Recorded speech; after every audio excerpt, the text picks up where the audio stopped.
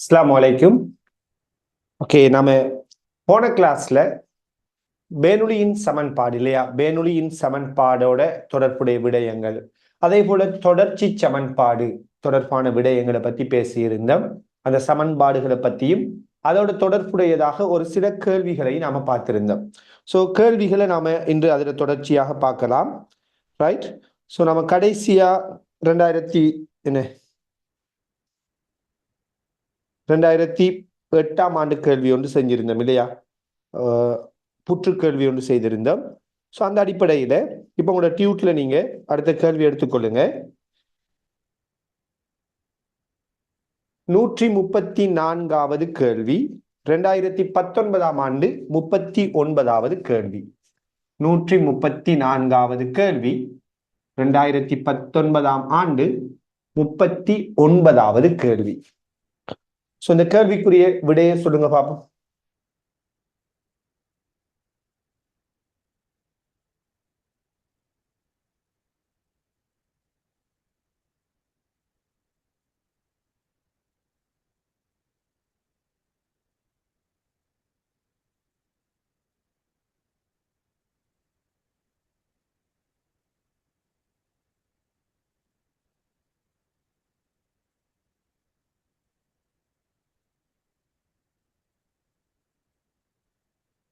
விடைகள் அனுப்புங்க.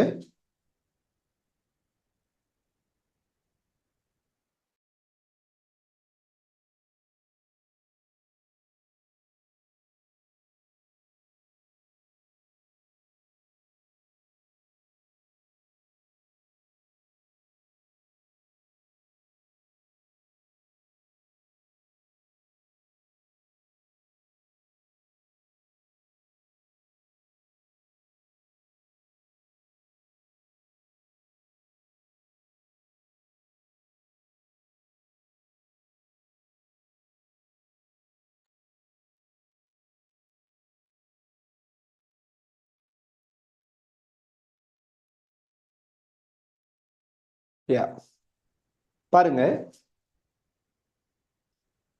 உருவில் காட்டப்பட்டவாறு ஒரு கிடைக்குழாயினூடு நெருக்க முடியாத திரவம் உறுதியாக பாய்கின்றது. இரு ஒடுக்கமான நிலைக்குத்து குழாய்களில் திரவ நிரல்களின் உயர வித்தியாசம் h எனின் கிடைக்குழாயினூடாக திரவத்தின் பாய்ச்சல் வீதம் என்ன? கிடைக்குழாயினூடாக திரவத்தின் பாய்ச்சல் வீதம் என்ன அப்படின்னு சொல்லி கேட்கிறாங்க. சோ கவனிங்க.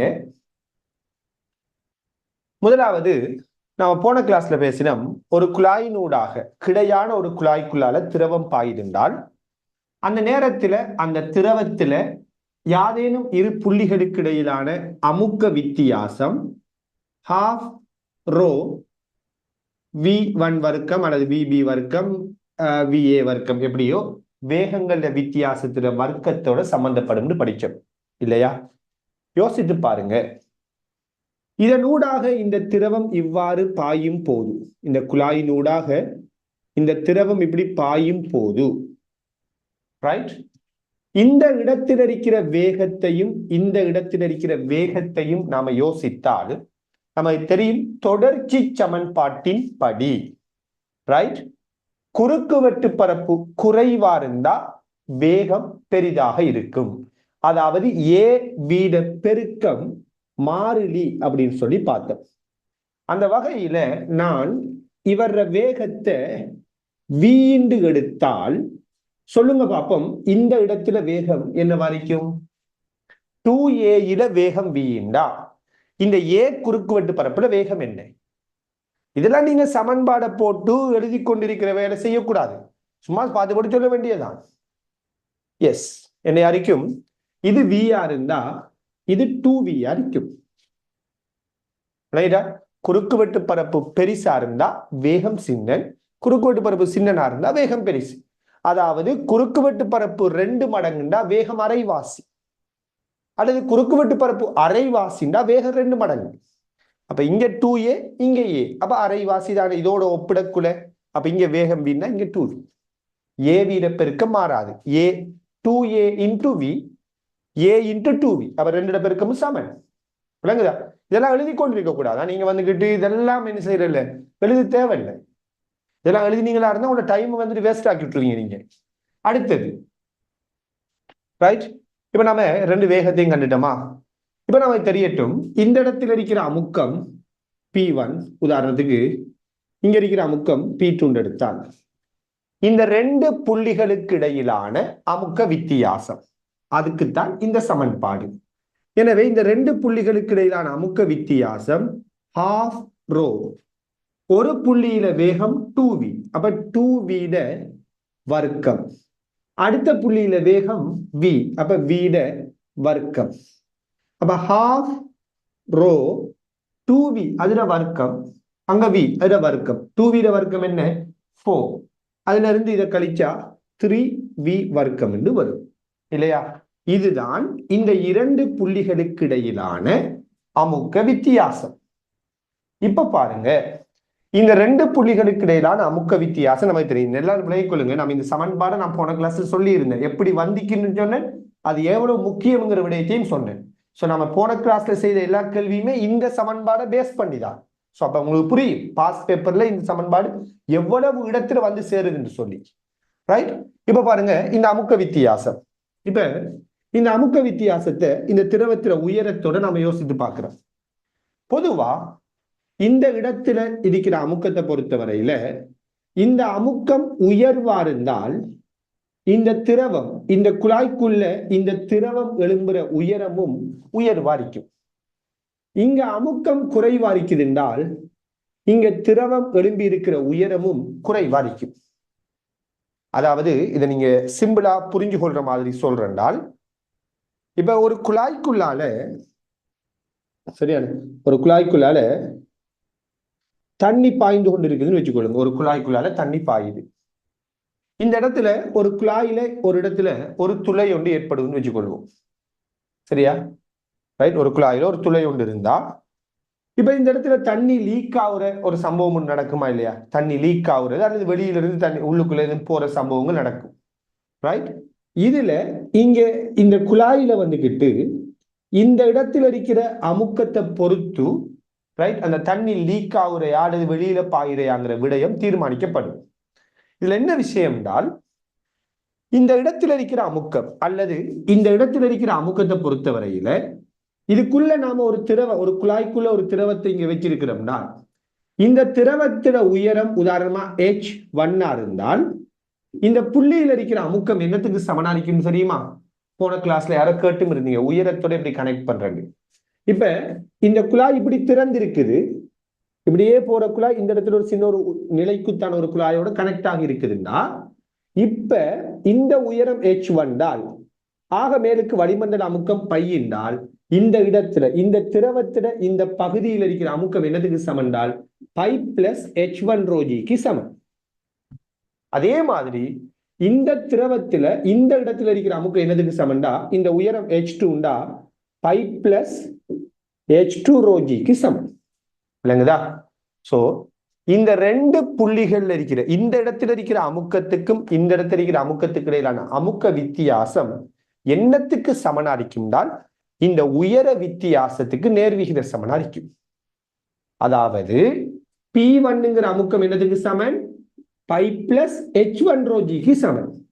P2ங்கிற அமுக்கம் இங்க இருக்கிற அமுக்கம் என்னதுக்கு சமன் π + h2 ρg சமன். சரியா?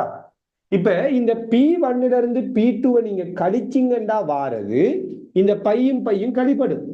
h1 ρg இருந்து h2 ρg கழிப்படும். அப்ப h1 - h2 ρg என்று வரும். விளங்குதா? ஆக இந்த இடத்தில் இருக்கிற அமுக்கத்துக்கு ஏற்ற மாதிரி தான் இந்த குழாய்க்குள்ள திரவ நிரல் உயரம் இருக்கும். இந்த இடத்தில் இருக்கிற அமுக்கத்துக்கு ஏற்ற மாதிரி தான் இந்த குழாய்க்குள்ள திரவம் இருக்கும். விளங்குதா? ஆக இந்த ரெண்டு புள்ளிகளுக்கு இடையிலான அமுக்க வித்தியாசத்தை பொறுத்தவரையில P1 - P2ங்கிறது இந்த உயர வித்தியாசத்தோட கனெக்ட் ஆகும். அதைத்தான் கேள்வியில அழகா தந்திருக்கிறாங்க. என்ன சொல்றாங்க பாருங்க, திரவ நிரல்களோட உயர வித்தியாசம் h. அப்ப இந்த ரெண்டு திரவ நிரல்களோட உயர வித்தியாசம் h என்பது இந்த இரண்டு பகுதியில் இருக்கிற அமுக்க வித்தியாசத்தோட கனெக்ட் ஆகும். எனவே அமுக்க வித்தியாசம் வார இடத்த உயர வித்தியாசம் இன்டு ரோஜின்னு போடலாம். இப்ப பாருங்க, இந்த ரோவும் வெட்டுப்படும். வெட்டுப்பட்டால் கேள்வி என்ன? கிடைக்குழாயினூடான திரவத்தின் பாய்ச்சல் வீதம். கேள்வி வந்துகிட்டு பாய்ச்சல் வீதத்தை கேட்டிருக்கிறாங்க. எனிவே நம்ம வந்துட்டு வேகத்தை கண்டுபிடிப்போமே, சரியா? வி என்னன்னு கண்டுபிடிப்போம். சோ வி என்ன வரும்? இது இங்க வந்தால் 2hg கீழ் 3 வரும். இதான் வி, இதோட வர்க்க மூலம் 2hg கீழ் 3 தான் வேகம். ஆக இது வேகமா இருந்தால் இது எந்த இடத்துல இருக்கிற வேகம் இடத்துலையும் கவனமா இருக்கணும். சோ இங்க இருக்கிற வேகம் தான் வி. கேள்வி திரவ பாய்ச்சல் வீதம், அதாவது கனவளவு பாய்ச்சல் வீதம் கேள்வி. சோ நம்ம போன கிளாஸ்ல பேசி இருந்தோம், குறுக்குவெட்டு பரப்ப அந்த குழாய்க்குள்ளால போற வேகத்தால பெருக்கி வரதான் கனவளவு பாய்ச்சல் வீதம். சோ அந்த வி வேகத்துக்குரிய குறுக்குவெட்டு பரப்பு என்ன? 2a. அப்ப 2a இன்டு இந்த வி வார இடத்துல 2hg/3 போடணும். விளங்குதா? அப்ப 2a இன்டு 2hg/3. அப்ப இந்த கேள்விக்கு பொருத்தமான விட 5வது விடையாக இருக்கும். விளங்குதா? பொருத்தமான விட எத்தனாவது? 5வது. விளைவுக்கு என்ன செய்ய முடியும்? அப்ப அந்த குழாய்க்குள்ளால பாயக்கூடிய அந்த குழாய்க்குள்ள இருக்கிற அமுக்கத்துக்கு ஏற்ற மாதிரி திரவ நிரல உயரம் இருக்கு. அதாவது இந்த அமுக்கத்தை இந்த உயரம் சமப்படுத்துற மாதிரி இருக்கும். ஏன்னா இப்ப நாம இந்த குழாயை திறந்து வச்சிருக்கிறோம், வளிமண்டலத்தோட கனெக்ட் ஆக்கி இருக்கிறோம். போன கிளாஸ்ல இந்த யாரோ கேட்டு இருந்தீங்க, அந்த டைம்ல நான் என்ன சொன்னேன்னா வளிமண்டலத்தோட கனெக்ட் ஆகல, அதனால நம்ம அமுக்கத்தை என்ன செய்யலாம், தொடர்படுத்தலான்னு சொன்னேன். இப்ப நம்ம தொடர்படுத்தலாம். ஏன்னா இங்க வளிமண்டல அமுக்கம், அதோட இந்த உயரம் h1, இந்த உயரத்தை கூட்டி வார அமுக்கம் தான் இங்க இருக்கிற அமுக்கம். வளிமண்டல அமுக்கம் இந்த உயரத்தை கூட்டி வர அமுக்கம் தான் இங்க இருக்கிற அமுக்கம். சோ இங்க அமுக்கம் கூட, குறுக்குவெட்டு பரப்பு கூடன்னு அமுக்கம் கூடன்னு படிச்சோம். அதனால இங்க உயரம் கூட, இங்க அமுக்கம் குறைய உயரம் குறைய. விளங்குதா?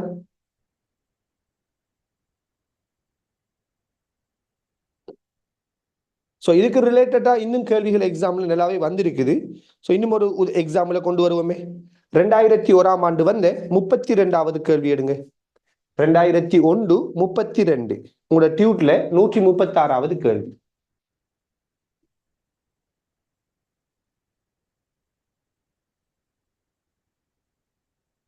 இது எடுங்க அப்போ. நல்லா புரிஞ்சு கொள்ளுங்க. நாம விய கண்டுபிடிச்சோம். கனவளவு பாய்ச்சல் வீதம்ங்கிறது குறுக்குவெட்டு பரப்பு வேகத்தால பெருக்கிறது. சோ 2a ஏன் போட்டீங்கன்னு கேட்கிறாங்க. ஏன்டா நாம இந்த இடத்துல இருக்கிற வேகத்தை தானே வீண்டெடுத்து இந்த இடத்துல இருக்கிற குறுக்குவெட்டு பரப்பு 2a தானே, அந்த குறுக்குவெட்டு பரப்பை அந்த வேகத்தால பெருக்கினா தானே அந்த கனவளவு பாய்ச்சல் வீதம் வரும். சோ இந்த இடத்துல சமன்பாடை பாவிக்க போறீங்க. நீங்க ஏய பயன்படுத்தணும்டா. குறுக்குவெட்டு பரப்பா நீங்க ஏய போடுறீங்கன்னா வேகம் வார இடத்துல என்னத்தை போட்டிருக்கிறது? 2v போட்டிருக்கிறது. கனவளவு பாய்ச்சல் வீதம்டா அந்தந்த குழாயில குறுக்குவெட்டு பரப்பு அதுக்குள்ளால பாயிர வேகத்தால பெருக்கிறது. இப்போ நம்ம இந்த விய போடுறோம்னா 2a பெருக்கணும். இங்க ஏ போட போறோம்னா 2v பெருக்கி இருக்கணும். அவ்வளவுதான் வித்தியாசம். சோ 2001 32 எடுங்க.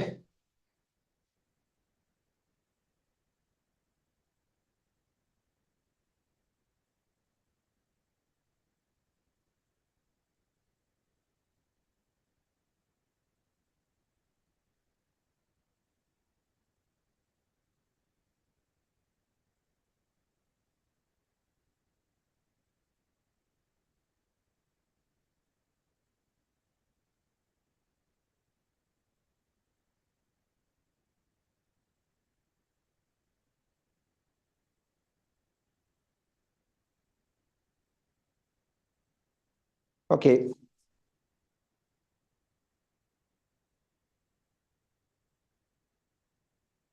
பாருங்க. குழாய் PQ-வினூடாக மாறா வீதத்தில் வழி பாய்கின்றது. குழாய் PQ-வினூடாக மாறா வீதத்தில் வழி பாய்கின்றது.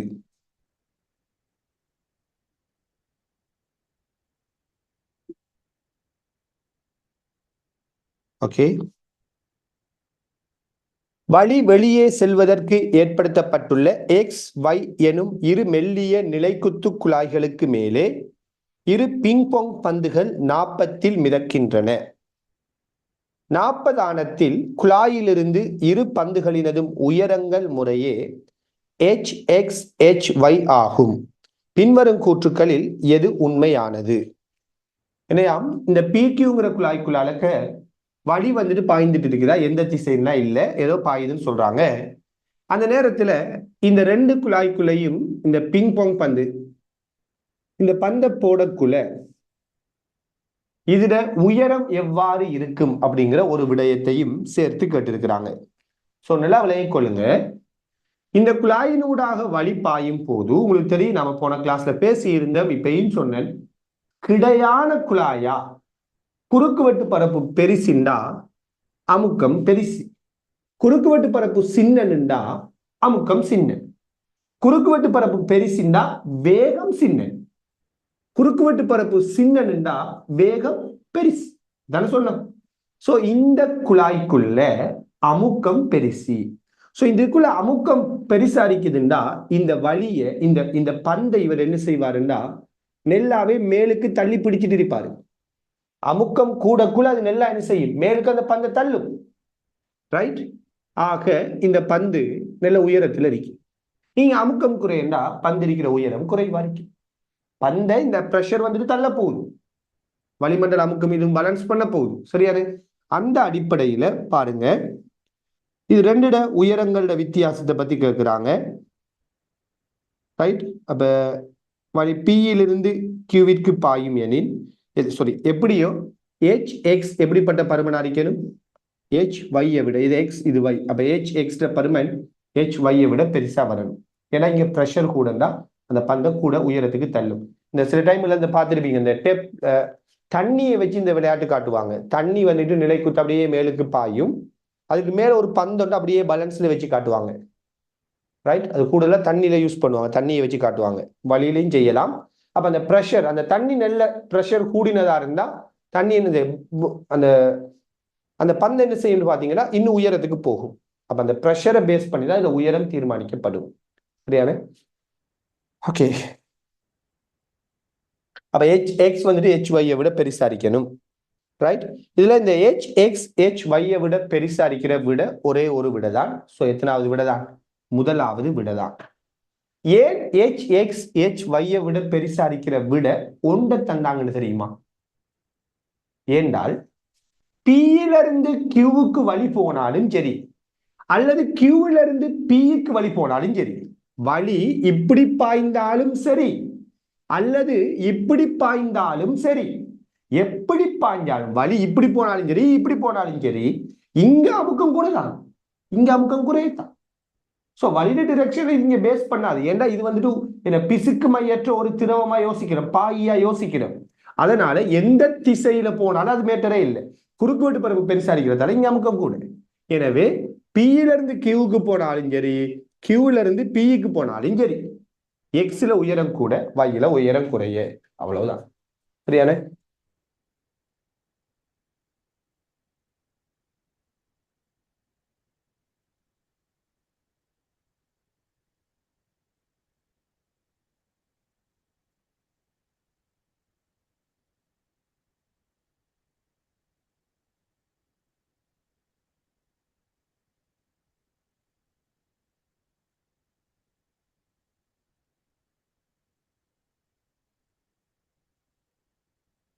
அடுத்த ஒரு கேள்வி உண்டு,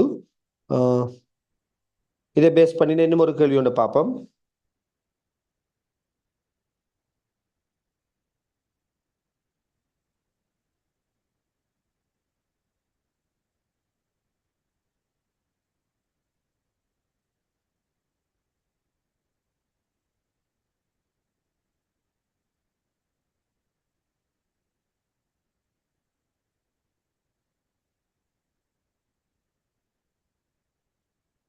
நூற்றி முப்பத்தி ஐந்தாவது கேள்வி. அதுக்கு 135வது கேள்வி 2002ஆம் ஆண்டு 58வது கேள்வி எடுங்க.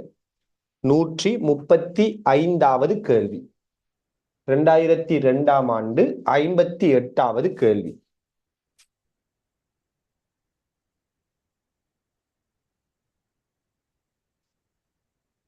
அதுக்குரிய விடையை சொல்லுங்க.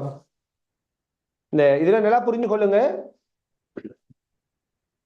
இந்த கேள்வியில இந்த 2001ஆம் ஆண்டு கேள்வியில இதுக்குள்ள இருக்கிற பிரஷர் இருக்குதானே, இந்த பிரஷர் வந்துகிட்டு வளிமண்டல அமுக்கத்தை விட பெருசா?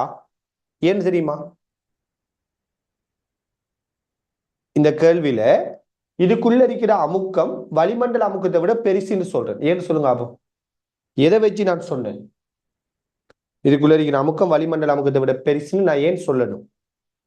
ஏன்னா இதுக்கு நேர ஆப்போசிட்டா ஒரு கேள்வி ஒன்று இருக்குது, நான் பார்ப்பேன் 2017ஆம் ஆண்டு கேள்வி. ஸோ அதுக்கு முதல் இதுக்குள்ள இருக்கிற பிரஷர் வந்துட்டு வளிமண்டல அமுக்கத்தை விட கூடினேன்னு ஏன் சொல்றோம்? ஏண்டால் கேள்வியில ஒரு வசனத்தை சொல்றாங்க, நல்லா பாருங்க. சரியானே? பீக்கிவினுடாக மாறா வீதத்துல வழி பாயக்குள்ள வழி வெளியே செல்வதற்கு ஏற்படுத்தப்பட்டுள்ள XY எனும் குழாய்கள். சோ இங்கிருந்து வழி வெளியில தான் போகுது. சோ வழி வெளியில போகுதுன்னா இதுக்குள்ள இருக்கிற பிரஷர் வெளியில இருக்கிற வளிமண்டல அமுக்கத்தை விட எப்படி இருந்திருக்கும்? பெருசா இருந்திருக்கும். அதை புரிஞ்சு கொள்ளுங்க. ஏன்னா இது வந்துட்டு வளிமண்டலத்தை விட இந்த குழாய்க்குள்ள அமுக்கம் கூடங்கிற ஒரு விஷயம் மறைமுகமா சொல்றாங்க. ஏன்னா வழி வந்துட்டு வெளியில போக முற்படுவது, வெளியில போகக்கூடிய வழி. அப்படின்னா இதுக்குள்ள பிரஷர் எப்படி இருக்கணும்? வளிமண்டல அமுக்கத்தை விட பெருசா இருக்கணும். அப்ப இங்க வளிமண்டல அமுக்கத்தை விட அமுக்கம் பெருசா இருக்கிறதால சரியான இந்த வழி வெளியில போக போகல இந்த போலை தள்ளும். இது பிரஷர் கூடங்கிறதால போல் கூட தள்ளப்படும். இங்க பிரஷர் குறைங்கிறதால போல் குறைவா தள்ளப்படும். அவ்வளவுதான் விஷயம். சரியான? இதுக்கு நேர் மாற்றமா ஒரு கேள்வி ஒண்ணு பார்ப்போம். ரைட், 2017 வந்த கேள்வி. அது என்னங்கிறத பார்ப்போம். அதுக்கு முதல் இந்த கேள்வி எடுங்களேன். எத்தனை? 135வது கேள்வி.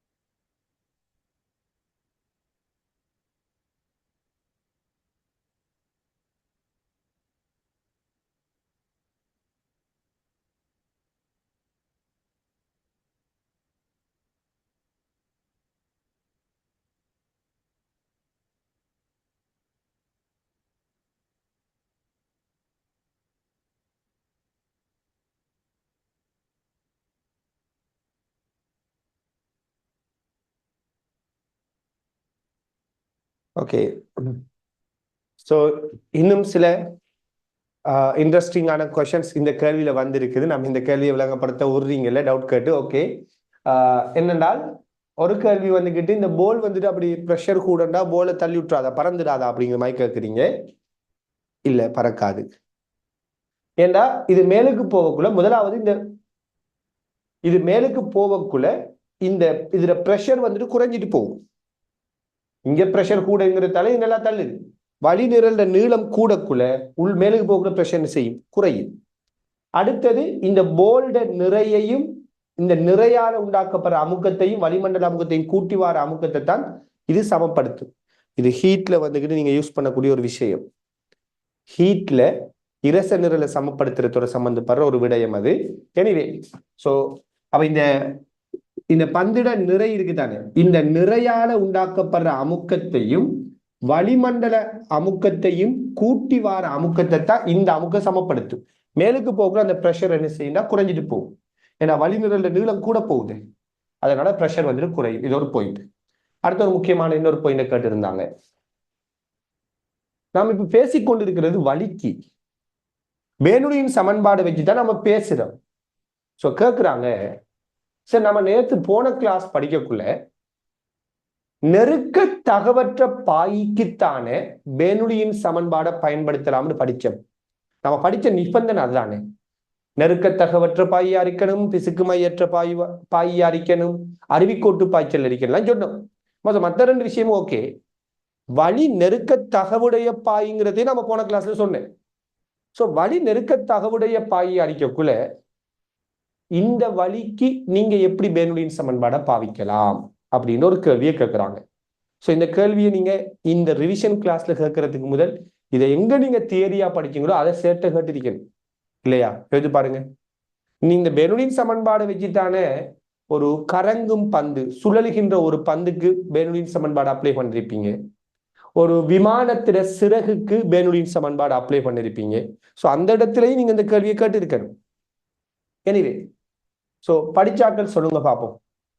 இங்க நாம வலிக்கு பெர்னோலின் சமன்பாடை பாவிச்சிருக்கிறோம். இது எப்படி நியாயம்? எந்த வகையில நியாயம்?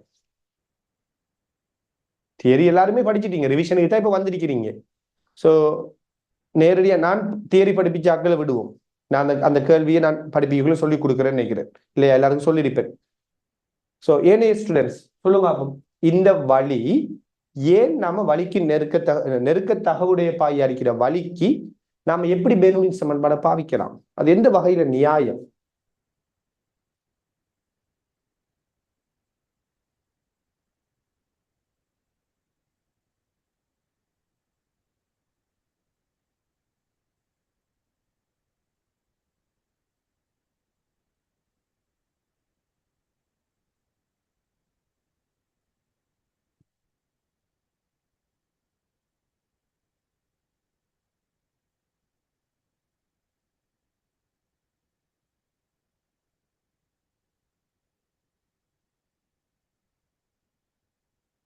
எஸ், பாருங்க என்ன காரணம்டா, உண்மையிலேயே வலி நெருக்கத்தகவற்ற பாய்தான், சரி நெருக்கத்தகவுடைய பாய்தான்.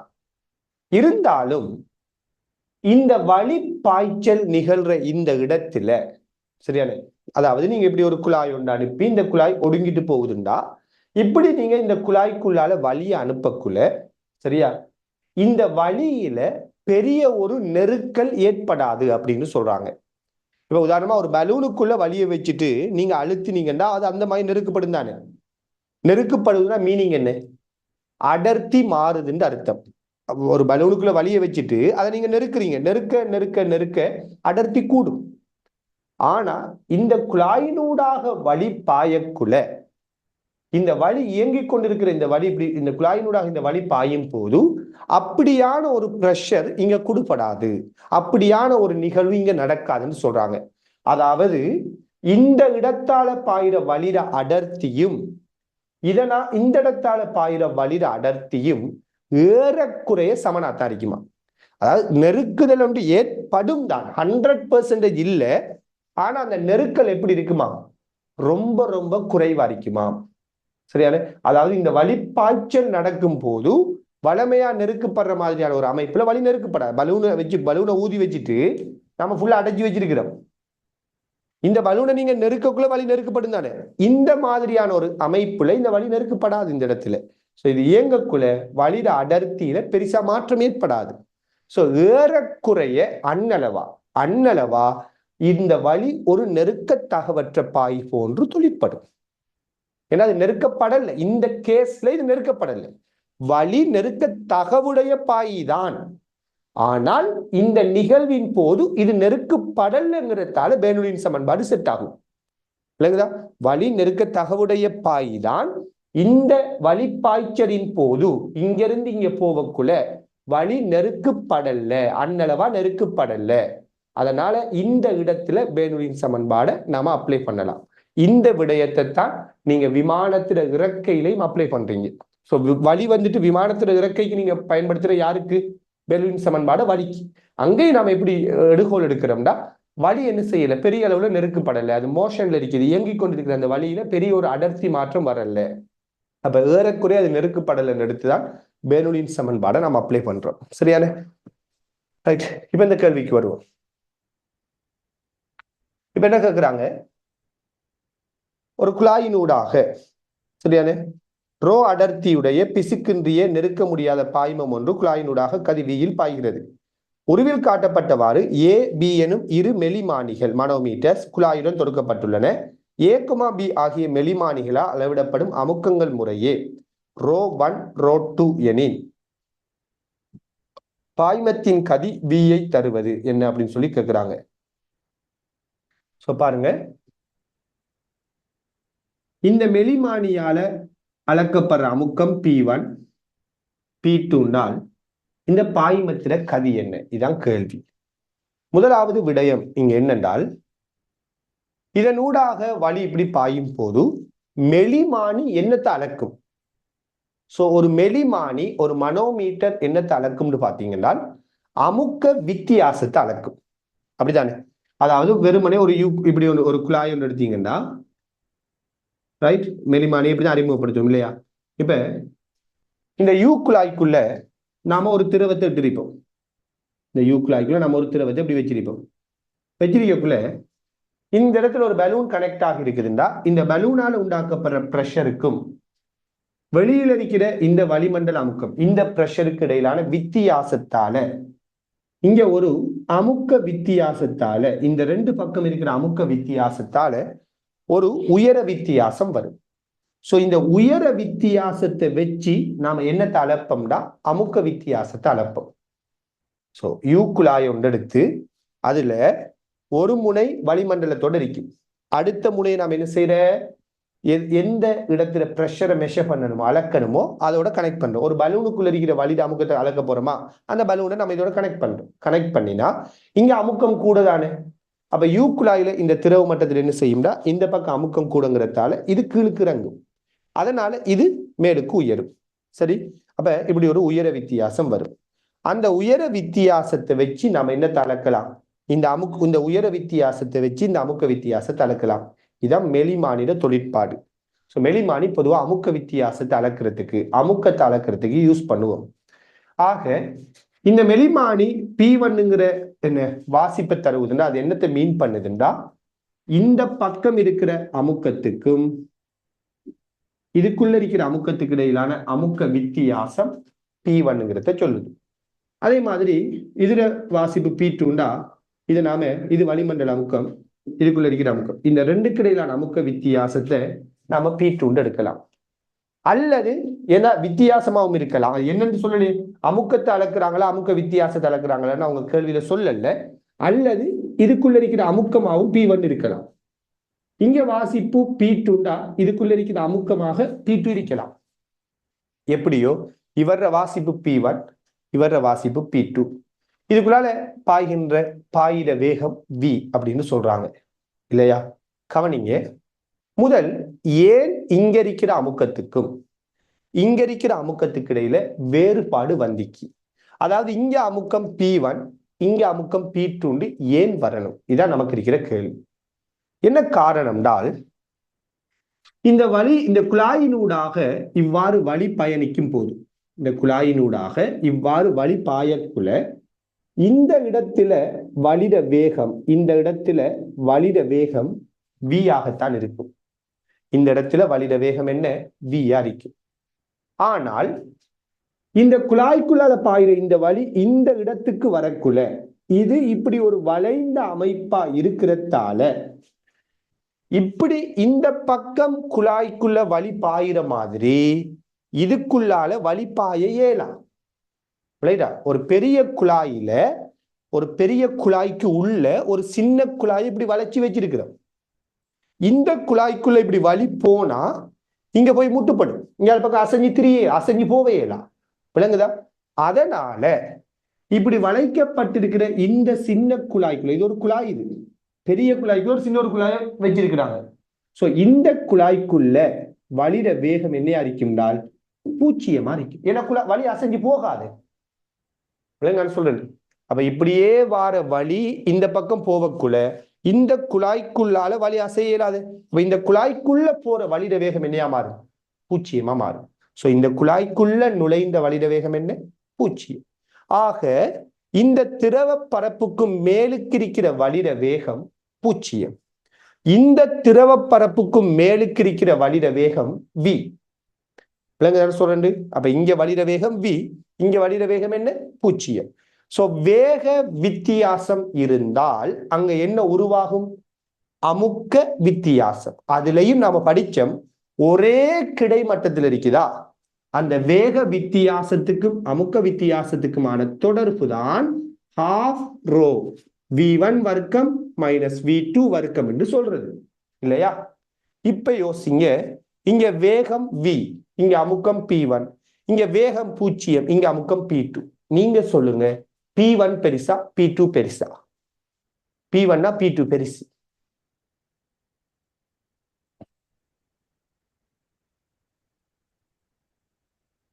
எஸ், இங்க வேகம் என்ன? இங்க வேகம் 0ங்கிறதால இங்க இருக்கிற அமுக்கம் தான் பெருசா இருக்கும். என்ன காரணம்? இங்கதான் அமுக்கம் எப்படி வரும்? பெருசா வரும். இங்க இருக்கிற அமுக்கம் எப்படி வரும்? சிறிய அமுக்கமாக இருக்கும். எனவே இங்க அமுக்கம் P2, இங்க அமுக்கம் P1. வேகம் சின்னனா இருக்கிற இடத்த அமுக்கம் பெருசா வரும். அப்ப P2 minus P1 half rho. இங்க வேகம் V, இங்க வேகம் 0. அப்ப ஒரு வேகம் V, அடுத்த வேகம் 0, இப்படி வரும். So P2 மைனஸ் P1 என்னத்துக்கு சமன்? half rho V வர்க்கத்துக்கு சமன் இல்லையா? So P2 minus P1 half rho V வர்க்கத்துக்கு சமன். இப்ப கேள்வி என்ன? V தானே. அப்ப V சமன் என்ன வரும்? இது இங்கால வந்தா 2P2 மைனஸ் P1க்கு rho, இதுல வர்க்க மூலம் வரும். அப்ப இந்த கேள்விக்கு பொருத்தமான விட 2P2 மைனஸ் P1க்கு ரோவாக அமையணும். சரியா? அப்ப பொருத்தமான விட எத்தனாவது? முதலாவது விடையாக வரும். விளங்குதா எப்படி யோசிக்கிறோம்னு சொல்லி?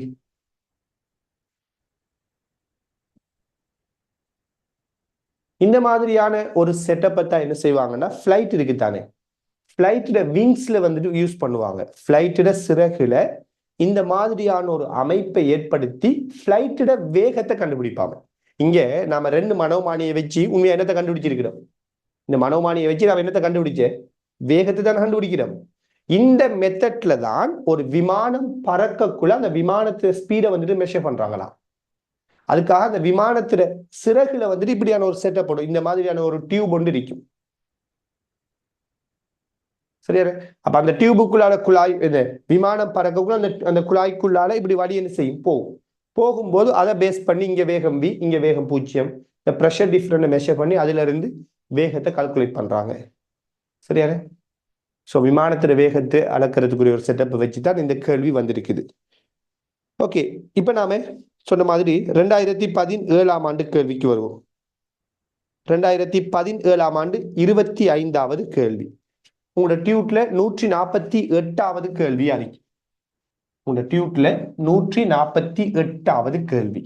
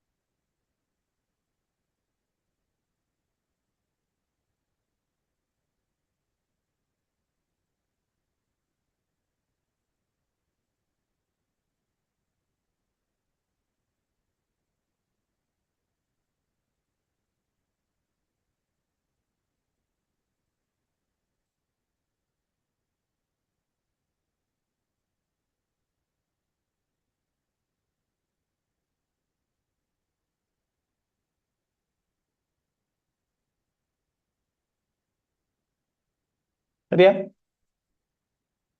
ஓகே, கவனிங்க. இந்த இதுல வேகம் எப்படி 0 ஆயிடும்னு சொல்லி கேட்கிறாங்க. ஏன்னா வேகம் 0 ஆகணும் எப்படின்னா, இதுக்குள்ள நுழையிற இந்த வழி வந்துட்டு இயால் பக்கம் அசையாதானே. சோ அதனாலதான் நம்ம என்ன சொல்றோம்னா, இது இந்த இந்த திசையில அப்படியே வாரது இந்த இடத்துல வந்து என்ன செய்யும்? மோதி நிக்க போகுது. ஏன்னா அசைஞ்சு போவேலாம், ரிவர்ஸ்லயும் வரையலாம். சோ அதனால இந்த இடத்துல இருக்கிற வழியில வேகம் என்ன? 0. விளங்குதா? இப்படியே ஓடி வர இந்த குழாய்க்குள்ள அம்புறாக்கள் திருப்பி ரிவர்ஸ்லயும் வந்து கேளா, சரியா? இதுக்குள்ளாலையும் போய் கேளாது. அப்ப அந்த இடத்துல இருக்கிற வழியில வேகம் 0 அதான்க்குரிய காரணம். ரைட், இப்ப பருவம் பாருங்க. என்னையாம், ஓர் அமுக்கப்படுத்திய பெரிய மேல்நிலை தொட்டியிலிருந்து அடர்த்தி டிஐ உடைய ஒரு திரவம் கிடையாக பதிக்கப்பட்ட ஒரு குழாய் வழியே ஒரு மாறா கதி வியுடன் செல்கின்றது. குழாயானது ஓர் ஆழம் குறைந்த சேற்று நீர் உள்ள பிரதேசத்தினூடாக உருவில் காட்டப்பட்டவாறு செல்கின்றது. குழாயானது சேற்று நீர் பகுதிக்குள்ளால் உருவில் காட்டப்பட்டவாறு செல்கின்றது. மேல்நிலை தொட்டியில் திரவ மேற்பரப்பிற்கு மேலே உள்ள அமுக்கம் பி ஆகும். பியும் வளிமண்டல அமுக்கம் பி நோட்டும் ஆகும். குழாயிலே எக்ஸில் சிறிய வெடிப்பு ஏற்பட்டுள்ளது என கொள்க. சேற்று நீர் குழாயின் உள்ளே கசிவதற்கான நிபந்தனை தொட்டியில் உள்ள திரவ மட்டம் தரையிலிருந்து மாறா உயரம் எச்சில் பேணப்படுகின்றது எனவும் சேற்று நீர் கசிவதனால் கதிவி மாறுவதில்லை எனவும் கொள்க. ஓகே, பாருங்க, ஒரு நீர் தொட்டியிலிருந்து குழாயினூடாக அப்படியே ஒரு என்ன செய்து நிலத்துக்கு ஒரு நீர் இந்த குழாய் ஒன்று போயிட்டு இருக்குது, நீர் பாய்ஞ்சு கொண்டு இருக்குது. ஸோ இந்த நீர் வேகம் வி அப்படின்னு ஒரு விஷயத்தை சொல்றாங்க. இதுல இந்த குழாய் வந்துட்டு ஒரு இடத்துல வெடிச்சிட்டு, அந்த வெடிச்ச இடத்துல அந்த வெடிச்ச ஏரியாவில் அந்த குழாய்க்கு மேல அப்படியே சேற்று நீர் இருக்குது. இந்த குழாய் நிலத்துக்கு கீழே நிலா பதிக்கப்படலை, சும்மா மேலாலாம் போகுது. சரியா ரைட்? இப்பெல்லாம் இந்த நேம்டாக்கள் போடுற மாதிரி இப்படியே மேலால போகுது. இப்ப என்னன்னா இந்த சேற்று நீர் இந்த குழாய்க்குள்ள போறதுக்கான நிபந்தனை என்ன? இதான் கேள்வி. சோ முதலாவது, ஒரு பாயி ஒரு இடத்திலிருந்து இன்னும் ஒரு இடத்துக்கு போகணுமா இருந்தால், ஒரு பாயி ஒரு இடத்திலிருந்து இன்னும் ஒரு இடத்துக்கு பாயணுமா இருந்தால் அது அமுக்கம் கூடிய இடத்திலிருந்து குறைஞ்ச இடத்துக்கு தான் பாயும். இது எல்லாருக்குமே தெரியும், போன கிளாஸ்லையும் பேசி இருந்தோம் இல்லையா? ரைட்? ஆக பிரஷர் கூடின இடத்திலிருந்து பிரஷர் குறைந்த இடத்துக்குத்தான் ஒரு பாய் இயங்கும். சோ சேற்று நீர் இந்த குழாய்க்குள்ள போகணும்னால் இந்த சேற்று நீர் இருக்கிற இடத்துல அமுக்கம் வளிமண்டல அமுக்கம். சோ நான் இந்த குழாய்க்கு உள்ளுக்குள்ள இருக்கிற அமுக்கத்தை உதாரணத்துக்கு P1 என்று சொல்றேன். இந்த குழாய்க்குள்ள இருக்கிற அமுக்கத்தை நான் P1 என்று சொல்றேன்.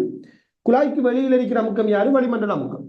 சோ இந்த சேற்று நீர் குழாய்க்கு வெளியில் இருக்கிற நீர் உள்ளுக்குள்ள போகணும்னால் வெளியில் இருக்கிற அமுக்கம் P0 உள்ளுக்குள்ள இருக்கிற அமுக்கத்தை விட பெருசா இருக்கணும். இந்த P0 இந்த P1 விட பெருசா இருக்கணும். இதான் நம்ம சொல்ற முதலாவது விஷயம். சோ வெளியில் இருக்கிற அமுக்கம் உள்ளுக்குள்ள இருக்கிற அமுக்கம் P1 விட பெருசா இருக்கணும். இதான் ஃபர்ஸ்ட் பாயிண்ட். இப்ப யோசிங்க இந்த P1 எப்படி கண்டுபிடிக்கிறது? எப்படி கண்டுபிடிக்கலாம்? இதுல இங்க இருந்து இந்த குழாயில இருந்து இந்த டேங்க்ல இருந்து இப்படியே இந்த தண்ணி வந்து இந்த குழாயினூடாக இப்படி போகுது இல்லையா? சோ நாம அருவிக்கோட்டு பாய்ச்சல்ல இருக்கிற 2 புள்ளிகள் எடுப்போம். அதாவது இந்த இடத்துல இருக்கிற ஒரு புள்ளிக்கும் இங்க இருக்கிற ஒரு புள்ளி, அருவிக்கோட்டில் இருக்கிற 2 புள்ளி, இங்க இருந்துதான் திரவம் இப்படி பாயுதுண்டா அந்த பாயிர பாதையில் இருக்கிற 2 புள்ளிகள், அந்த 2 புள்ளிகளுக்கும் நாம பேனுடியின் சமன்பாடை பயன்படுத்துவோம். இப்ப யோசிங்க, இந்த புள்ளி வேணும்னா நம்ம ஏன் எடுப்போம், இந்த புள்ளியை வேண்டா பி எடுப்போம். நான் ஏற்கும் பிற்கும் பேனுடியின் சமன்பாடை பாவிக்கிறேன். சோ ஏ பிக்கு பேனுடியின் சமன்பாடை பாவிக்கிறேன். என்னத்துக்காக நான் இந்த முடிவுக்கு வந்தேன்? இந்த இடத்துல குழாய்க்கு உள்ள இருக்கிற பிரஷரை கண்டுபிடிக்கணும். எனக்கு இந்த பாத்திரத்துக்கு மேலுக்கு இருக்கிற வழியில இந்த பிரஷர் தெரியும், இதுல பிரஷர் தெரியாது. சோ இந்த பிரஷரை கண்டுபிடிக்க இந்த குழாய் வழியேயான திரவ பாய்ச்சலுக்கு பேனுடியின் சமன்பாடை பாவிக்கிறேன். So P plus half rho v வர்க்கம் பிளஸ் rho gh கூட்டுத்தொகை என்ன? மாறிலி இல்லையா? இப்ப பாருங்க, இந்த ஏங்கிற புள்ளி இந்த இடத்துல அமுக்கம் என்ன? இந்த தாங்கிக்குள்ள இருக்கிற அமுக்கம் என்ன? P. அடுத்தது இந்த ஏங்கிற புள்ளியில வேகம். யோசித்து பாருங்க, குழாயில அந்த டேங்க பத்தி என்ன சொல்றாங்க? பெரிய மேல்நிலை தொட்டி. நம்ம போன கிளாஸ்லயும் சொல்லி இருந்தேன், பெரிய டேங்கா இருந்தால் அந்த டேங்குக்குள்ள இருக்கிற திரவப்படைகிற வேகத்தை நாம் என்ன செய்யலாம்? புறக்கணிக்கலாம் இவரோட ஒப்பிடக்குள்ள. ஆக இவர வேகம் 0 எடுக்கலாம் அன்னளவா. அப்ப இயக்க சக்தி 0. அடுத்த அழுத்த சக்தி, இந்த புள்ளியில அழுத்த சக்தி. சோ நம்ம இந்த மட்டத்திலிருந்து அழுத்த சக்தி அளப்பமே. அப்ப எவ்வளவு உயரம்? h. ஆக ρgh. இது ஏ. இந்த இடத்துல அமுக்கம் பின்னு சொல்லிட்டாங்க கேள்வியில. இப்ப நம்ம பிக்கு வருவோம். பியில நாம இந்த இடத்துல அமுக்கத்தை என்னன்னு எடுத்து குழாய்க்குள்ள P1 வேகம் என்னன்னு தந்திருக்கிறாங்க v. அப்ப half rho v வர்க்கம். இந்த இடத்துல அழுத்த சக்தி இங்க இருந்து தான் அழுத்த சக்தி அளக்கிறோம்னா அழுத்த சக்தி என்ன 0 எப்படி வரும். இப்ப பாருங்க P1 என்னதுக்கு சமன் இவர் இங்கால வந்தா P plus rho GH plus half rho v வர்க்கம் sorry minus half rho v வர்க்கத்துக்கு சமம். இதான P1. சோ இந்த P1 விட இந்த P நோட் எப்படி இருக்கணும் பெருசா இருக்கணும். சோ நம்ம என்ன சொல்லலாம் P நோட் P1 விட பெருசு. அப்பதான் சேற்று நீர் உள்ளுக்குள்ள போகும். சோ P நோட் இங்க இருக்கட்டும். P1 என்னதுக்கு சமம் இந்த அறிக்கை. சோ இதை பிரதிடுவோமே P plus rho GH minus half rho v வர்க்கம். சரியா? சோ விடையை செக் பண்ணி பாருங்க.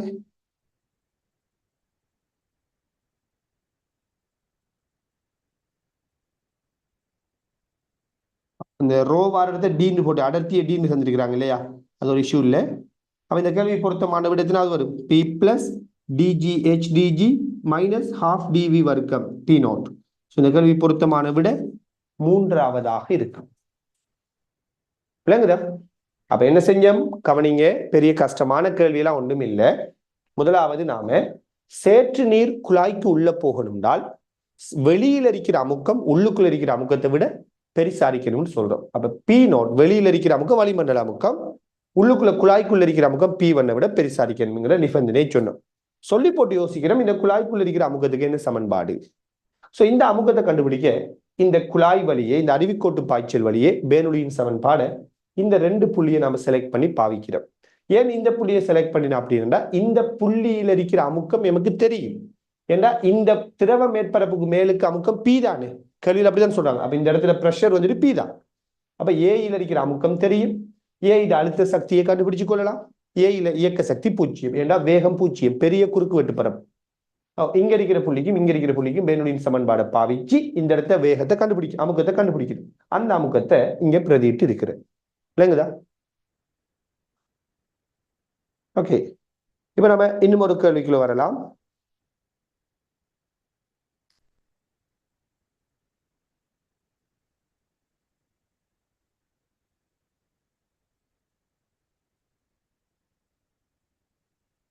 ரெண்டாயிரத்தி 13ஆம் ஆண்டு வந்த 44வது கேள்வி எடுங்க. சரி, 2013ஆம் ஆண்டு 44வது கேள்விக்கு முதல் 137வது கேள்வி எடுங்களா. 137வது கேள்வி எடுங்க. 137வது கேள்வி.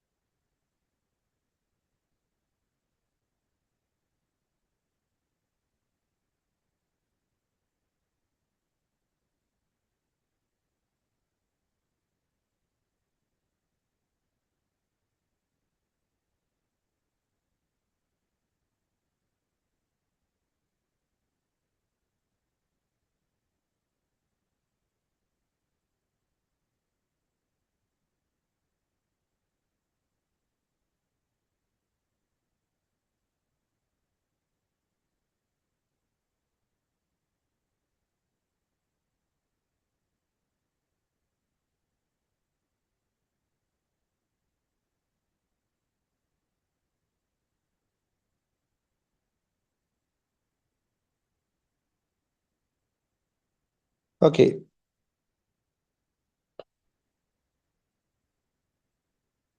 ரைட், கவனிங்க. சோ இந்த கேள்வியில இன்னொரு டவுட் உண்டு. இந்த திரவ மேற்பரப்புக்கு மேலுக்கு இருக்கிற அமுக்கம் Pன்னு சொன்னீங்க. ஏன் நீங்க வளிமண்டல அமுக்கத்தை இங்க கூட்டல அப்படின்னு சொல்லி ஒரு கேள்வி. ஸோ நான் நினைக்கிற மாதிரி இந்த மாதிரி ஒரு விஷயத்தை நாம நம்மட அமுக்கம் சம்பந்தமான மொடல் கேள்வியிலை நாம யூஸ் பண்ணி இருந்தோம். அதாவது அடைச்சி வச்சிருக்கிறீங்கடா, ஒரு திண்மத்தால நீங்க அதை அடைச்சி வச்சிருக்கிறீங்க என்றால் வளிமண்டல அமுக்கத்துக்கும் இதுக்கும் எந்த தொடர்பும் இல்லை. நம்ம வந்து எப்படி உதாரணம் சொல்லுவோம்டா, இப்ப உதாரணமா இந்த ரூமுக்குள்ள இருக்கிற பிரஷர் என்னன்னு கேட்டா எந்த யோசனையும் இல்லை, வளிமண்டல அமுக்கம். சரி, வெளியில இருக்கிற அமுக்கம் தான் இதுக்குள்ள இருக்கும். ஏன்னா வெளியில இருக்கிற வளிமண்டலத்தோட இந்த ரூம் கனெக்ட் ஆகுது. நான் இந்த ரூம் அடைச்சு தான் இருக்கிறேன், ஆனா 100% இல்லை, லீக்கேஜ் இருக்குது இந்த ரூமுக்குள்ள. ரூம் ஃபுல்லா அடைச்சு தான் இருக்குது உண்மையா, ஆனாலும் 100% இல்லை. ஏதோ சின்ன ஒரு என்ன கேப், அந்த கதவுக்கு கீழே ஒரு சின்ன ஒரு இடைவெளி இருக்குது, அதுக்குள்ளால வளிமண்டலத்தோட கனெக்ட் ஆகுது. ஸோ இதுக்குள்ள இருக்கிற பிரஷர் என்ன வளிமண்டல அமுக்கமா தான் இருக்கும், ரைட்? ஆனா வளிமண்டலத்தோட எந்த கனெக்டிவிட்டியும் இல்லாம இந்த ரூமை ஃபுல்லா எந்த லீக்கேஜும் இல்லாம நாம அடைச்சு விட்டா இப்ப வளிமண்டலத்தோட நமக்கு எந்த தொடர்பும் இல்லை. ஸோ இதுக்குள்ள இருக்கிற அமுக்கத்தை நீங்க கூட்டுறீங்க குறைக்கிறீங்கன்னா அது என்னையும் செய்யலாம், அதுக்கு இதுக்கு என்ன தொடர்பு வராது. உதாரணமா நீங்க ஒரு பாத்திரத்தை அடைச்சுட்டீங்க, நல்ல ஸ்ட்ராங்கான ஒரு பாத்திரம் ஃபுல்லா அடைச்சு வச்சிருக்கிறீங்க. அடைச்சு போட்டு இதுக்குள்ள இருக்கிற வலி எல்லாத்தையும் நீங்க வெட்ட கிடைக்கிறீங்கன்னு வச்சுக்கொள்ளுங்களேன். இதுக்குள்ள பிரஷர் என்னன்னு கேட்டா இதை வெற்றிடமா மாத்திட்டீங்க, இந்த பாத்திரம் வெற்றிடம். இப்ப இதுக்குள்ள பிரஷர் என்னன்னு கேட்டா நம்ம பூச்சியம்னு சொல்லுவோம், இல்லையே வளிமண்டல அமுக்கம் இருக்கித்தானேன்னு கேட்கலாம். ஸோ இந்த வளிமண்டலத்தை இதுக்குள்ள நம்ம கனெக்ட் ஆக விடாம ஃபுல்லா அடைச்சி வச்சுட்டோம். அந்த கேஸ்ல இந்த பாத்திரம் அடைக்கப்பட்டிருக்கிறதால இதுக்குள்ள இருக்கிற அமுக்கத்தை வெளியில இருக்கிற அமுக்கம் என்ன செய்யாது, பாதிக்காது. ஒருவேளை இது திறந்த பாத்திரமா இருந்திருந்தா இப்ப இதுக்குள்ள என்ன பிரஷர்னு கேட்டா பீன்னு சொல்ல மாட்டோம், வளிமண்டல அமுக்கம் பையின்னு தான் சொல்லுவோம். ஏன்னா வளிமண்டலத்தோட இது கனெக்ட் ஆகிட்டு திரவ மேற்பரப்பு அமுக்கம் பையா இருந்திருக்கு. ஆனா இதை அடைச்சி போட்டு இதுக்குள்ள வேற ஒரு பிரஷரை அங்க மெயின்டைன் பண்றாங்க, அந்த பிரஷர் தான் பி. அடைச்சி வச்சிருந்தா வளிமண்டலத்தோட தொடர்படுத்த மாட்டாரு. அதை சரியா புரிஞ்சு கொள்ளுங்க. சரி, இப்ப நாம இந்த கேள்விக்கு வருவோம். என்ன கேட்கிறாங்க, A2 குறுக்கு வெட்டு பரப்ப கொண்ட ஒரு பாத்திரம், சரியா? A2 குறுக்கு வெட்டு பரப்ப கொண்ட பாத்திரம். இந்த பாத்திரத்துல A1 குறுக்கு வெட்டு பரப்ப கொண்ட ஒரு துளை ஒன்று இருக்குது.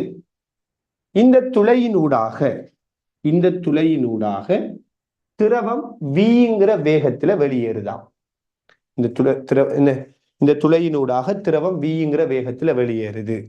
சோ இந்த வேகத்தை தொடர்படுத்துற சமன்பாடை கேட்கிறாங்க, ரைட்? நல்லா பாருங்க, இந்த பாத்திரத்துல இங்க இருக்கக்கூடிய இந்த திரவம் இப்படியே இந்த துளையினூடாக வெளியேறுதுண்டா நாம் என்ன செய்வோம், இந்த திரவம் பயணிக்கக்கூடிய ஒரு பாதை, ஒரு அருவிக்கோட்டு பாய்ச்சலை யோசிப்போம். இப்ப உதாரணமா இந்த டேங்க்ல இங்க இருந்து தண்ணி இப்படியே இந்த துளையினூடாக இப்படி வெளியேறுதுன்னு எடுப்போம். இப்படி மட்டும்தான் வெளியேறிக்குவான்னு நான் சொல்லல, இப்படி வெளியேறலாம். இங்க இருக்கிற தண்ணி இப்படி போகும், இங்க இருந்து தண்ணியும் இப்படி போகும், எல்லாமே போகும் தான். எப்படியோ இந்த டேங்க்ல இருந்து தண்ணி இந்த துளையினூடாக வெளியேற போகுது, சரியா? இப்ப கவனிங்க, இந்த இடத்துல இருக்கிற வேகத்தை நாம கண்டுபிடிக்கிறதுக்கு நான் இந்த இடத்துல இந்த குழாய் இந்த டேங்க்ல இருந்து வெளியேற தண்ணி இருக்குதானே, அந்த இடத்த ஒரு புள்ளி எடுக்கிறேன், உதாரணத்துக்கு X, இங்க ஒரு புள்ளி எடுக்கிறேன் Y. சோ நாம என்ன செய்வோம்னால் இங்க இருக்கிற வேகத்தை தொடர்படுத்தணும், திரவத்திர உயரத்தோடு அது கனெக்ட் ஆகிறதால பேனுலியின் சமன்பாடை யோசிப்போம். So P plus half row V வர்க்கம் பிளஸ் ரோ GH மாறிலி, இதான சமன்பாடு. இப்ப நான் இந்த சமன்பாடை எக்ஸுக்கும் வைக்கும் பாவிக்கிறேன். எக்ஸுக்கும் வைக்கும் நாம இந்த சமன்பாடை அப்ளை பண்ணுவோம், சரியா? முதலாவது எக்ஸில் இருக்கிற அமுக்கம் சொல்லுங்க பாப்போம். எக்ஸ்ல அமுக்கம் என்ன?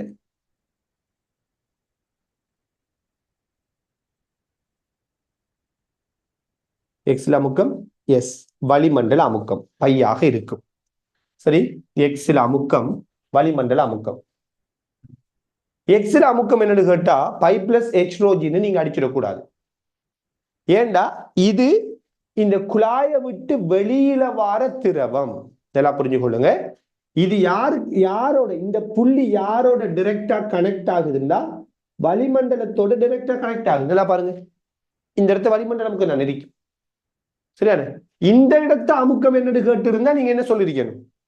இந்த இடத்த அமுக்கம் என்னன்னு கேட்டு இருந்தா நீங்க பை பிளஸ் எச் ரோஜின்னு சொல்லிருக்கணும். ஆனா இது அப்படி இல்லை, இது வந்துட்டு வளிமண்டலத்தோட கனெக்ட் ஆகுது. ஸோ வளிமண்டலத்தோட கனெக்ட் ஆகுது. இந்த இடத்த பிரஷர் என்ன? வளிமண்டல அமுக்கமா தான் இருக்கும், பையா தான் இருக்கும். ஸோ எக்ஸில் அமுக்கம் பை. எக்ஸுங்கிற புள்ளியில வேகம் தந்திருக்கிறாங்க வி. அப்ப ஹாஃப் ரோ வி வர்க்கம். ஸோ நம்ம இந்த மட்டம், இந்த உயரத்தை புறக்கணிப்போம். இந்த மட்டத்திலிருந்து தான் அழுத்த சக்தியை அளக்க போறோம். அப்ப இது பூச்சிய அழுத்த சக்தி மட்டம் எடுப்போம் இல்லையா? அப்ப இந்த இடத்துல அழுத்த சக்தி பூச்சியம். இப்ப நாம வைங்கிற புள்ளிக்கு வருவோம்.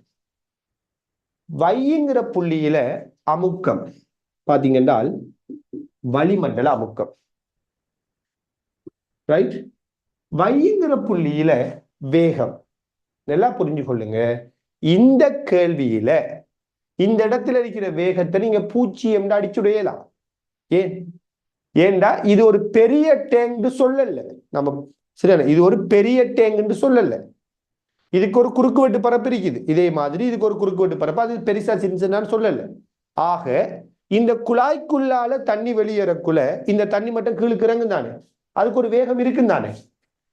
பெரிய டேங்கா இருந்தா இதுக்குள்ளால தண்ணி வெளியேறக்குள்ள இந்த மட்டம் கீழுக்கு இறங்குற வேகம் சின்னனா இருக்கும். அதே இது ஒரு பொட்டில் இருக்குன்னு வச்சுக்கோங்க. சும்மா எப்படி யோசிக்கிறேன், ஒரு பொட்டில் இப்படி ஒரு பொட்டில் இருக்குது. இந்த பொட்டில் இந்த இடத்த ஒரு துளையை போட்டா இங்க இருக்கிற தண்ணி மட்டத்துல வேகம் எப்படி இருக்கும்? ரொம்ப சிறுசா இருக்குமா? இல்ல. இந்த பொட்டிலுக்குள்ள தண்ணி வெளியேறக்குள்ள இந்த மட்டம் என்ன செய்யணும், நல்ல ஃபாஸ்டா கீழுக்கு இறங்கும். சோ இந்த இடத்தை இவர் வேகத்தை புறக்கணிக்க இயல. அதுக்கு ஒரு குறுக்கு வெட்டு பரப்பெல்லாம் தந்துட்டாங்க. நான் இந்த இடத்த வேகத்தை வேணும்னால் வி நோட் எடுக்கிறேன். சரியா? எனவே இயக்க சக்தி ஆஃப் ரோ வி நோட் வர்க்கம். அழுத்த சக்தி இந்த மட்டத்திலிருந்து எவ்வளவு உயரம்? h. அப்ப ரோ ஜி h எப்படி வரும்? இப்ப பாருங்க, பை பை போயிடும். இந்த ஹாஃப் ரோ வி நோட் வர்க்கத்தை இங்கால கொண்டு வந்து ஹாஃப் ரோவை நான் பொதுவா எடுக்கிறேன். ஹாஃப் ரோவை நான் பொதுவா எடுக்கிறேன். பொதுவா எடுத்தா இங்க வி வர்க்கம். ஹாஃப் ரோவை இங்க பொதுவா எடுத்தா என்ன வரும்? வி நோட் வர்க்கம் என்று வரும். இதுதான் ரோ ஜி ஹெச். ஸோ இதுல ரோவும் வெட்டுப்பட்டிருக்கும் இல்லையா? வெட்டுப்பட்டு இப்ப இந்த ரெண்டு அங்கால போனால் வி வர்க்கம் மைனஸ் வி நோட் வர்க்கம் 2gh எப்படி வரும்? வி வர்க்கம் மைனஸ் வி நோட் வர்க்கம் என்னதுக்கு சமன்? 2gh. விளைநிக்கு என்ன செய்ய? எக்ஸுக்கும் வைக்கும் மேலுடைய சமன்பாடை பாவிக்கிறோம். பையும் கழிப்படுவது. ஹாஃப் ரோ இதை இங்கால கொண்டு வந்தா வி வர்க்கம் மைனஸ் வி நோட் வர்க்கம் ரோ ஜிஹெச். ரோ வெட்டுப்பட்டா இது 2gh சமம். இப்ப கவனிங்க, வி வர்க்கம் மைனஸ் வி நோட் வர்க்கம். சொல்லுங்க பாப்போம், இந்த வியையும் இந்த வி நோட்டையும் நாம எப்படி கனெக்ட் பண்ணலாம்? இந்த வியையும் இந்த வி நோட்டையும் நாம எப்படி கனெக்ட் பண்ணலாம்?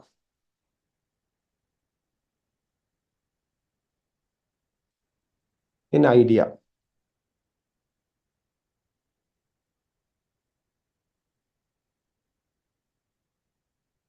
எஸ், எப்படி கனெக்ட் பண்ணலாம்னால், ஒரு செகண்டுக்கு இதனூடாக வெளியேறுகின்ற திரவத்திட கனவளவும் ஒரு செகண்டுக்கு இந்த தண்ணி மட்டம் கீழுக்கு இறங்குற கனவளவும் சமனாத்தான் இருக்கும்.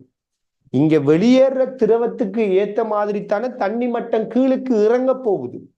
அதனால நீங்க இவங்க ரெண்டு பேரையும் தொடர்படுத்துற ஒரு வழி என்னென்றால் தொடர்ச்சி சமன்பாடு. இந்த குறுக்குவெட்டு பரப்பு இந்த வேகம், இந்த குறுக்குவெட்டு பரப்பு இங்க இருக்கிற வேகம் சமப்படுத்தி விட்டா சரி. தொடர்ச்சி சமன்பாடை வச்சு இந்த குழாயினூடாக தண்ணி வெளியேற வேகத்தையும் இந்த குழாய்க்குள்ள தண்ணி மட்டம் கீழுக்கு இறங்குற வேகத்தையும் கனெக்ட் பண்ணுவோம். சோ பாருங்க, இங்க குறுக்குவெட்டு பரப்பு A1, இங்க வேகம் V, இதுவும் இங்க குறுக்குவெட்டு பரப்பு A2, இங்க வேகம் V0 இது ரெண்டும் ஒன்றை ஒன்று சமப்படும். So A1 into V A2 into V0க்கு சமம். இப்ப யோசித்து பாருங்க, V0 என்னதுக்கு சமன்? A1 V A2. இதை பிரதியிடும்.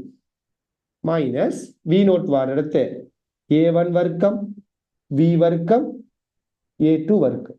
இதுதான் 2GH. இப்படி வரும். இப்ப நீங்க V வர்க்கத்தை பொதுவாடுங்க. பொதுவாடுத்தா 1 மைனஸ் V வர்க்கத்தை பொதுவாடுத்தா A1 வர்க்கம் கீழுக்கு A2 வர்க்கம். இதான் 2GH வரும். ஸோ இதுல இருந்து V வர்க்கம் சமன் 2GH by 1 minus A1 square A2 square வரும். அப்ப V சமன் என்ன வரும்? வர்க்க மூலம் வரும். அதாவது இது அப்படியே கீழுக்கு கொண்டு போறோம். ஸோ விட எடுத்து பாருங்க, என்ன வரும்? பொருத்தமான விட முதலாவது விட வரும் இல்லையா? பொருத்தமான விட முதலாவதாக இருக்கும். ஸோ 2007 51வது கேள்விக்கு பொருத்தமான விட முதலாவது. விலங்குதை எப்படி பார்க்கிறோம்னு சொல்லி, அப்ப பேனுடியின் சமன்பாடை இந்த ரெண்டு புள்ளிகளுக்கும் நீங்க அப்ளை பண்ணினீங்கன்றால் உங்களுக்கு ஒரு சமன்பாடு வரும். அந்த சமன்பாட்டுல இந்த வேகத்தை தொடர்பு படுத்த தொடர்ச்சி சமன்பாடை யூஸ் பண்ணுங்க. இதுக்குள்ளால வெளியேற வேகம் இந்த கனவுளவு பாய்ச்சல் வீதத்தை சமப்படுத்துங்க. அந்த வேகத்தை கொண்டு போய் இங்க பிரதியிடுங்க, விட வரும்.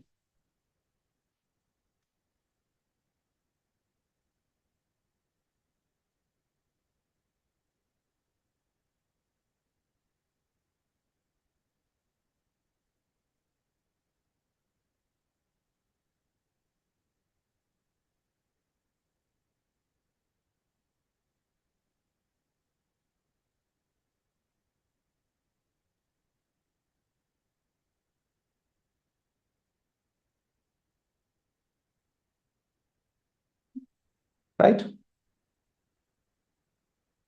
டவுட் இருந்தா கேட்டுக்கொள்ளுங்க.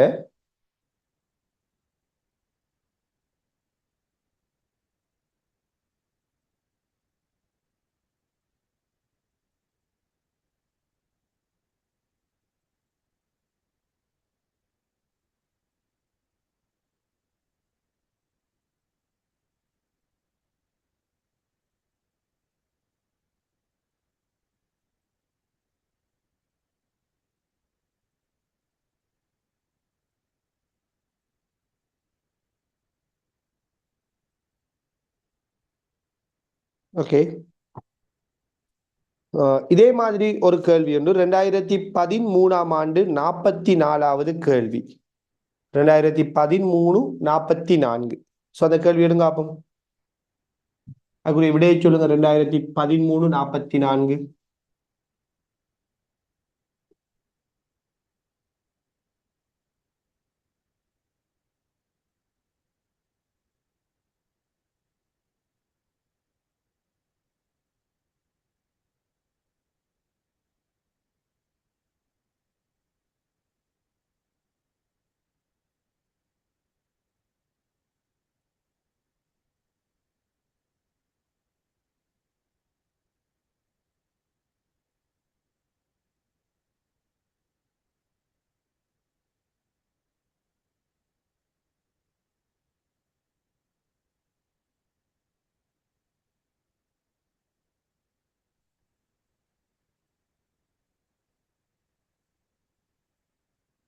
சரியா?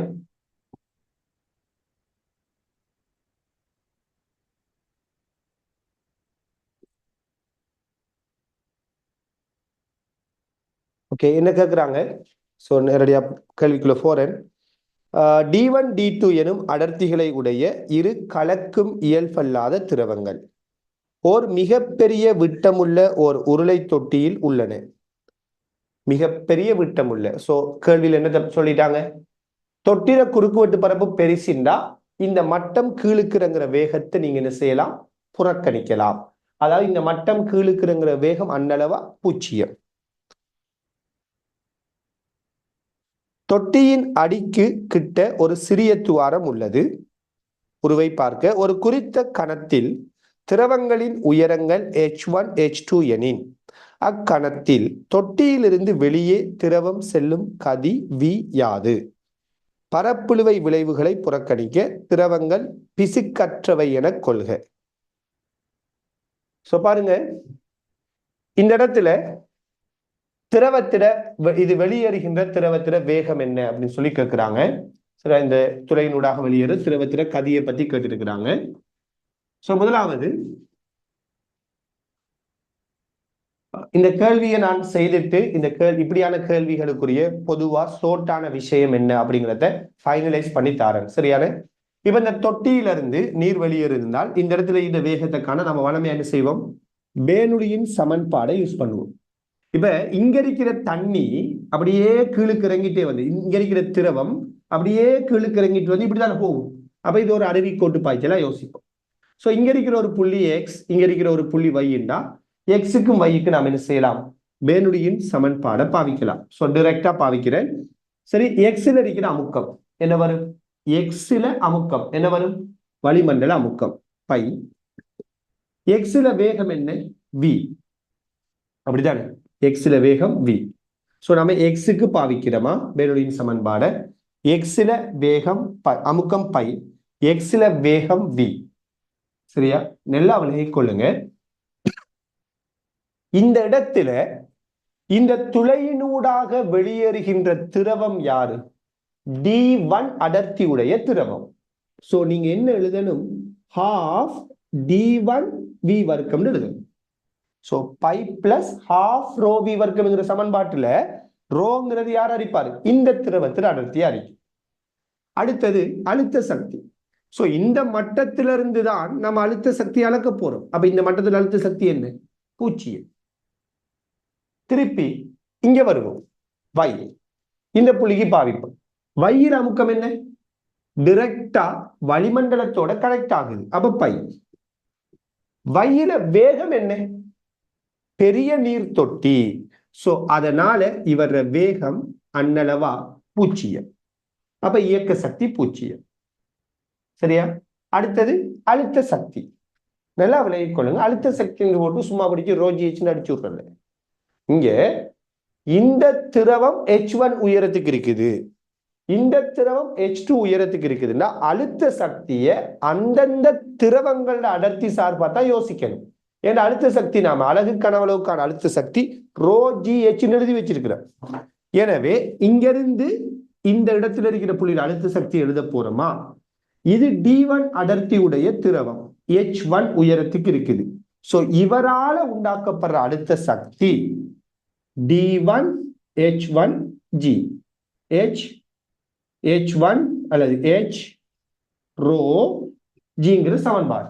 சோ இதுல இருந்து இதுவரைக்குமான அழுத்த சக்தி இது. இதுல இருந்து இதுவரைக்கும் வேற ஒரு திரவமே.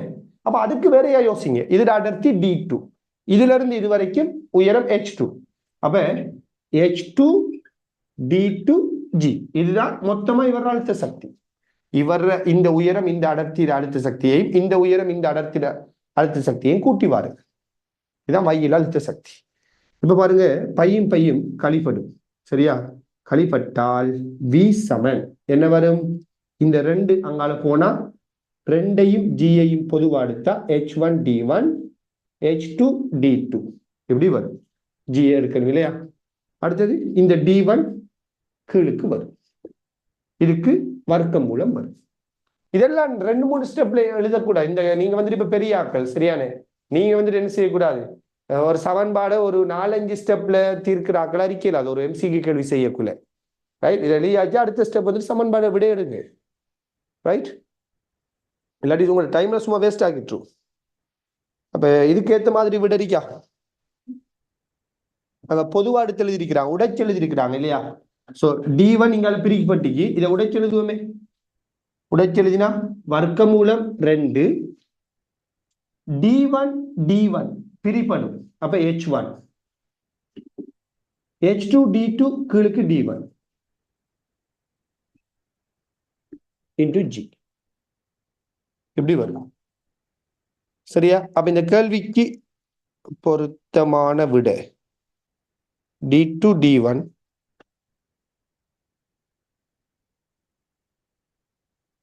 சரி, ஐந்தாவது விட வரும் இல்லையா? பொருத்தமான விட ஐந்தாவதாக வந்து சேரும். ரைட், விளங்குதாப்ப?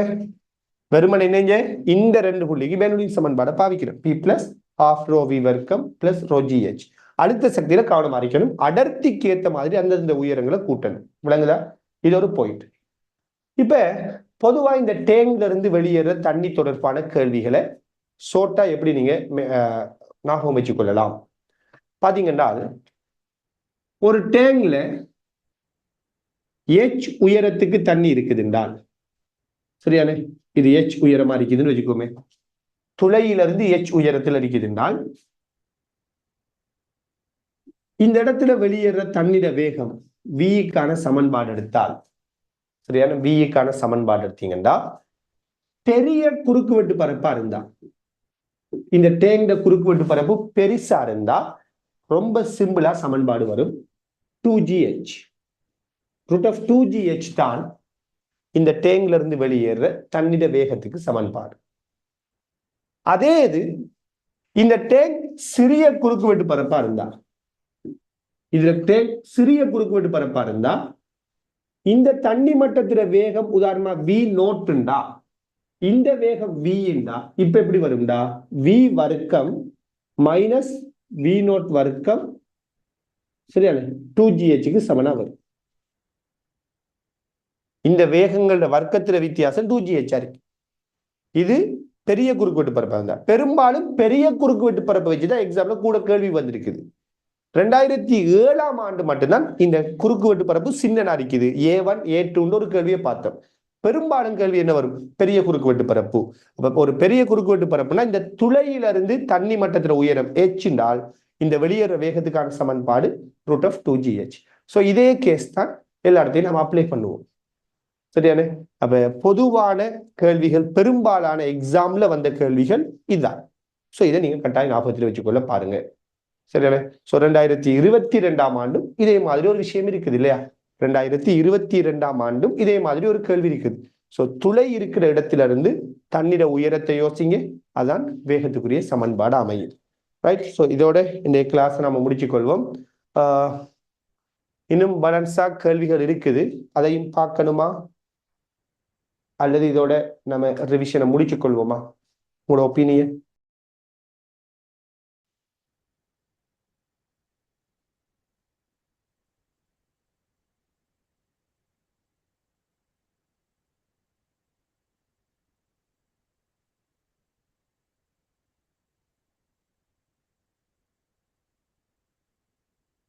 ஓகே, இன்னும் ஒரு கிளாஸ் நாம ரிவிஷன் ஹைட்ரோவுக்கு ஒதுக்கி போட்டு, ஓகே, ஸோ இதோட இந்த கிளாஸ் முடிச்சுக்கொள்றேன். ஸோ அடுத்த ஒரு கிளாஸ்ல ரிவிஷன் ஹைட்ரோ பார்ப்போம். ரைட், ஜஸாக்கல்லாஹு ஹைர். அஸ்ஸலாமு அலைக்கும் வரஹ்மத்துல்லாஹி வபரகாத்துஹு அண்ட் குட் நைட்.